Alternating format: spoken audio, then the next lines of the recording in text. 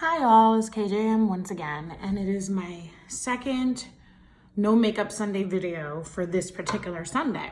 First one, we tackled an affair not to remember part 2, and we talked about self-forgiveness, and it was some deep stuff, right? This one is just gonna be ignorant, and we're gonna explore. So if you're not in the mood to get really uncomfortable, this is not gonna be the video for you. Stick with the self-forgiveness one.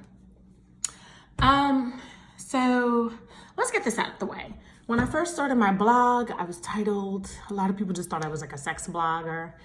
I talk a lot about sex and sexuality, but I talk about spirituality. I talk about like everything. I say I'm like the rappers, you know what I mean? I cover like everything if you've ever listened to some of our podcasts. But I know sometimes I make some of you uncomfortable, so let's get this thing out the way. Every now and then I will have guest stars on this blog. And right now, I think I have 2 and they can only be here for a little bit, but let's just get this out the way before I get into today's topic. Bullet! Hi, Bullet! Okay, so once again, I do not get money for showing y'all Bullet, okay? But hey, Bullet, how are you? It's like my first guest star. So yes, I do have vibrators.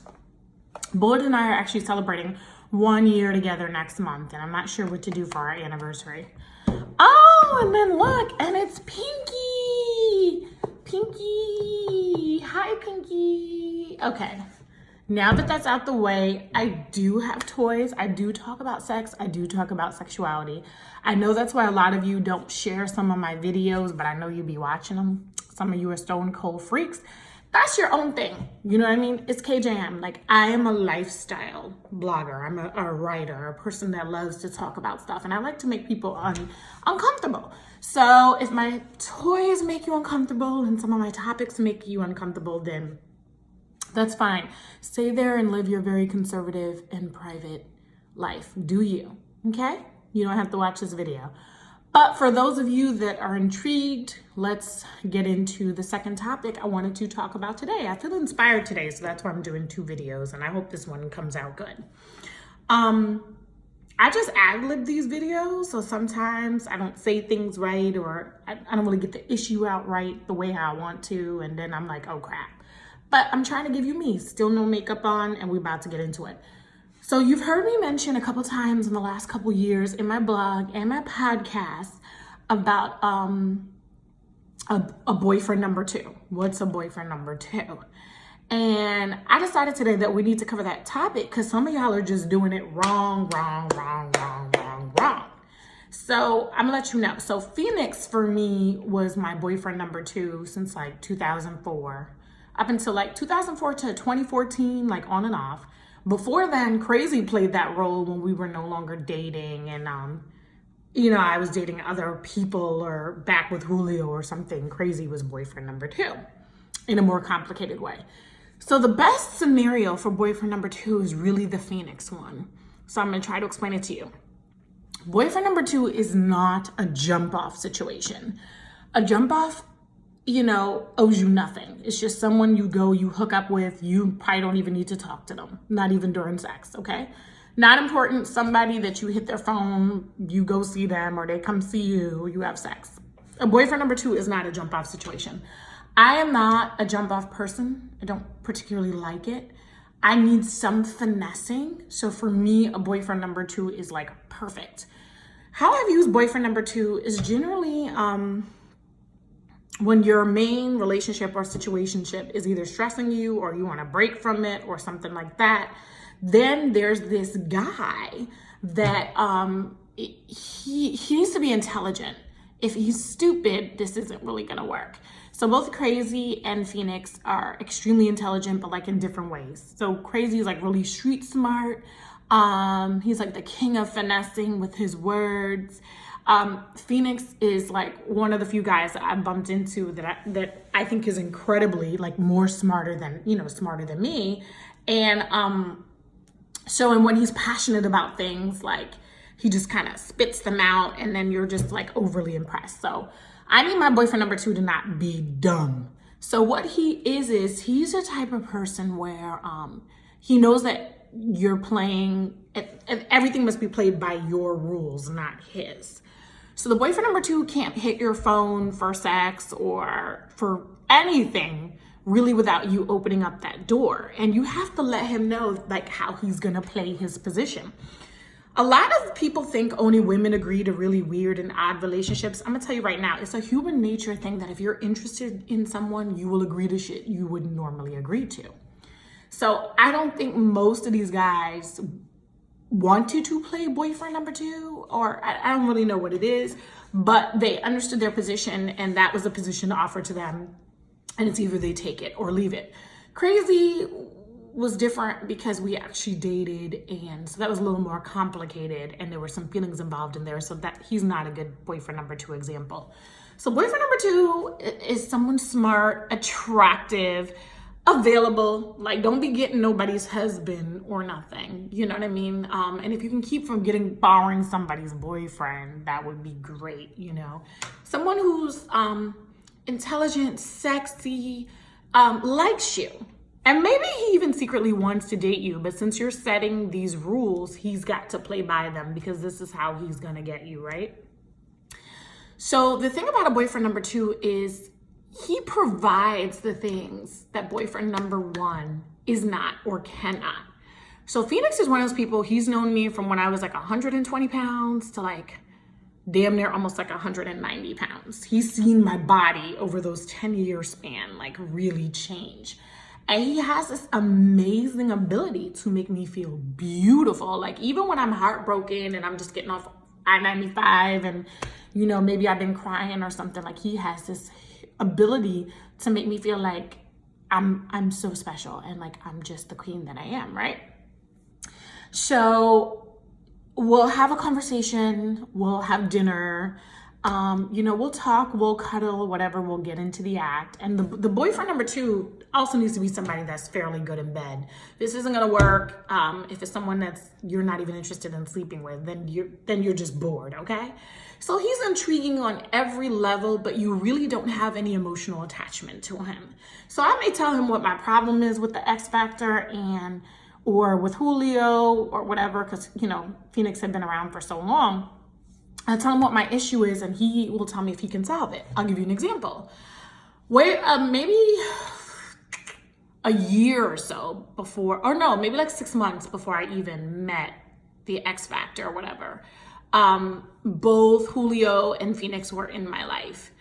Julio and I had gotten to a point where there's nothing physical. I'd lost all my attraction for him physically and I had to tell him that, so that we just, like, he had broken my heart in summer 2007. There was no coming back from that. So my body just was like, I don't want him. I'm not even attracted to him. And almost 10 years later, after having that I'm not attracted to you conversation, I think January 2010, almost 10 years later, still not attracted to him, still won't take him back. That's that, right? So that's me and Julio.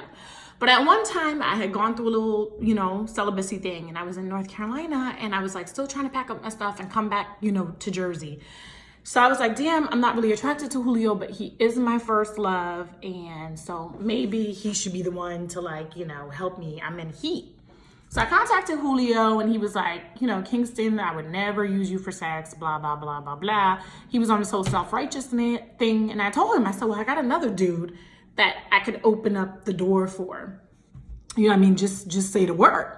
So Julio was like, no, I wouldn't even disrespect you like that. Like, he was just playing games because he knew he had wanted some, right? Okay.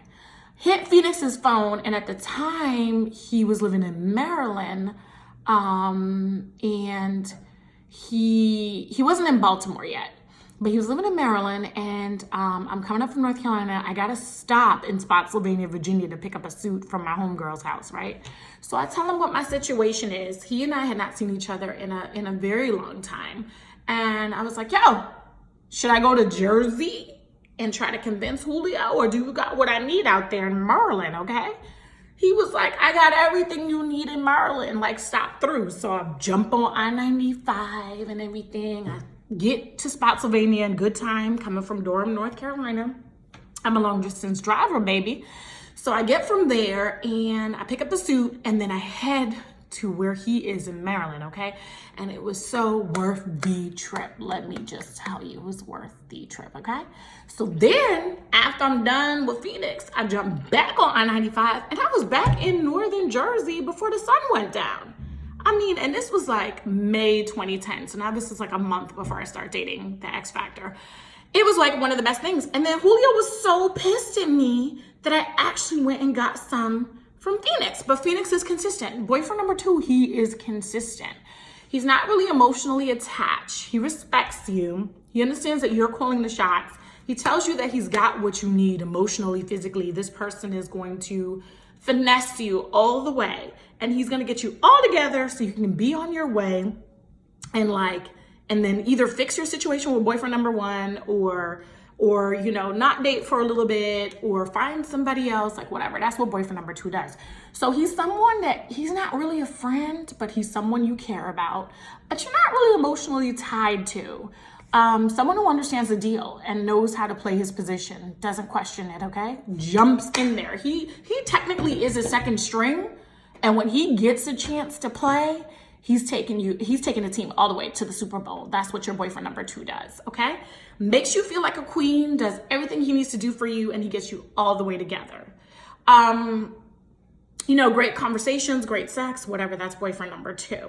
And then he understands the rules of engagement. Phoenix and I always had an agreement. I get back on I-95, whether I'm going further south or up north.